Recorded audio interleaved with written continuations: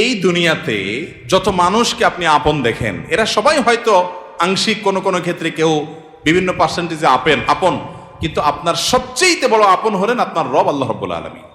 আল্লাহর চাইতে বড় আপন আর কেউ নেই।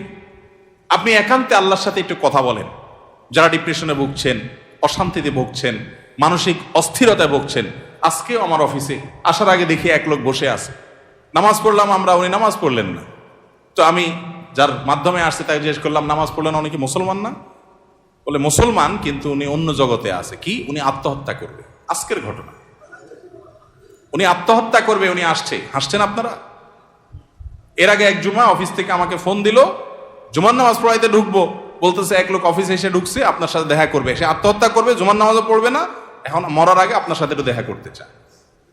আমি আছি নারায়ণগঞ্জ, আর সে ঢাকায় অফিসে। ভাইরা আমার, আপনারা হাসছেন? ঘরে ঘরে অশান্তির সমুদ্র চলছে, ঘরে ঘরে মানুষের মধ্যে অশান্তির হাবুডুবু খাইতেছে। তরুণ ইয়াং মানুষ, বাচ্চা ছেলে এখনো দুনিয়ার কিছু তারে পায় নাই, ব্যবসা বাণিজ্য জ্ঞানজাম ফাসাদ কিচ্ছু পায় নাই, কলেজ ইউনিভার্সিটিতে পড়ে, সেখানে শতাধিক ছেলে এক বছরে আত্মহত্যা করে ফেলতেছে। মানসিক শান্তি যেটা, এটা এই সমাজের প্রতিটা ব্যক্তি থেকে উঠে যাচ্ছে।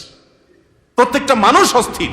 এর মূল এবং প্রধান কারণ হলো এই কলব এবং অন্তরে যে জিনিসটাকে ঢুকানো দরকার ওটা না ঢুকাইয়া ভুলটারে ঢুকাইয়া বসে আছে, ইনস্টল করে নিছে দুনিয়াকে।